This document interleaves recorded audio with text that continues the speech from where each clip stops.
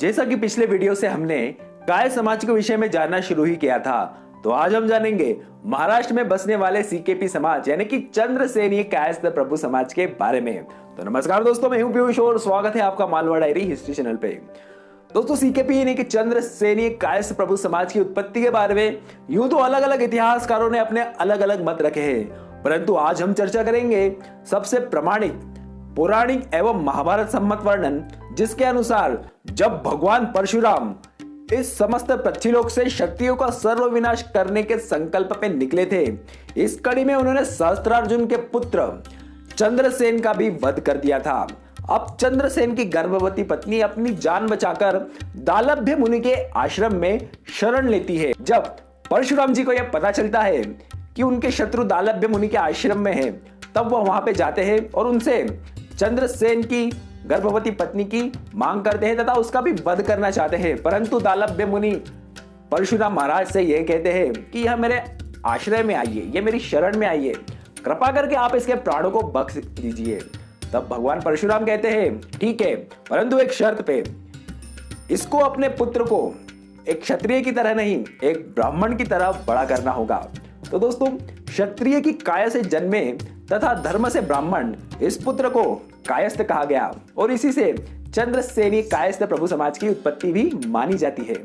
अब दोस्तों, कुछ वर्णनों के अनुसार अयोध्या का प्राचीन नाम काया प्रदेश था और यहीं पर रहने वाली एक ट्राइब से ही कायस्थों की उत्पत्ति हुई है। कुछ इतिहासकार चंद्रसेनीय को चंद्रसेनीय शब्द का अपभ्रंश भी मानते हैं। इसके अनुसार चिनाब नदी का एक नाम चंद्रा नदी भी था।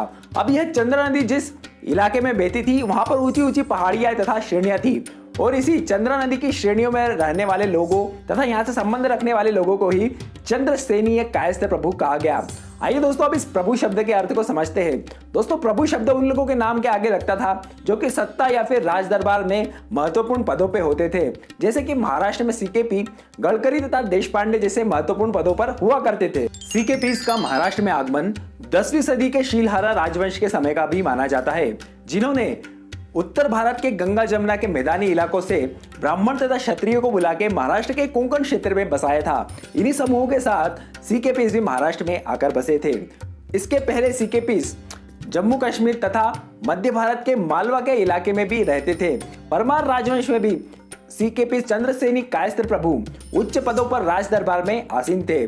दोस्तों, जब अलाउद्दीन खिलजी ने मालवा तथा उत्तर भारत में आक्रमण किया, उस समय भी कई सारे सीकेपी यानी चंद्रसेनी कायस्थ प्रभु समाज के लोग महाराष्ट्र में आए थे। अन्य कायस्थों के वर्ण की तरह सीकेपीस के भी वर्ण पर सवाल उठाए जाते रहे हैं। महाराष्ट्रीय ब्राह्मणों ने सीकेपीस के उपनयन संस्कार, वेदों के अध्ययन तथा जनेऊ पहनने पर भी सवाल उठाए थे, जिनका लंबे समय तक चले शास्त्रार्थों के बाद सीकेपीस को इन अधिकारों की मान्यता प्राप्त हुई। दोस्तों, फिर वह समय आता है जिसे महाराष्ट्र का स्वर्ण युग कहा जाता है, यानी जब छत्रपति शिवाजी महाराज स्वराज्य की संकल्पना रखते हैं, जिसमें समाज के हर एक तबके को अपनी प्रतिभा के अनुसार सम्मान प्राप्त होता है। इसमें मुरारबाजी देशपांडे, बाजी प्रभु देशपांडे जैसे वीर साहसी योद्धा जो कि छत्रपति शिवाजी महाराज की सेना में महत्वपूर्ण पदों पर थे, सीकेपी समाज से ही आते थे। इतना ही नहीं, पेशवा काल में भी जब मराठा साम्राज्य पूरे भारत में फैला, उसी के साथ सीकेपीस भी पूरे भारत में फैल गए। दोस्तों, ब्रिटिश काल जब अंग्रेजों का भारत में दबदबा बढ़ने लगा, तब सीकेपीस भारत के उन पहले समुदाय में से थे ब्राह्मणों के साथ, जिन्होंने सबसे पहले पाश्चात्य तौर तरीके तथा अंग्रेजी भाषा को अपनाया था। तो आइए दोस्तों, अब जाते जाते इतिहास में अपना नाम दर्ज करवाने वाले कुछ प्रमुख सीकेपीस के नाम को जानते हुए चलते हैं। बाजी प्रभु देशपांडे एवं मुरारबाजी देशपांडे शिवाजी महाराज के खास योद्धा व सलाहकार। रांगो बापूजी गुप्ते सतारा के महाराज प्रताप सिंह भोसले के प्रतिनिधि भी रहे।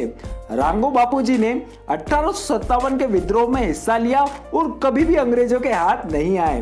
बाला साहब ठाकरे एवं उनके पिता श्री प्रबोधनकर ठाकरे, जिन्होंने अपने लेख ग्रामचा सिद्धांत इतिहास में लिखा कि छत्रपति शिवाजी महाराज के स्वराज्य को सीकेपीस ने अपने खून से सींचा है। सखाराम हरि गुप्ते रघुनाथ राव पेशवा के जनरल थे।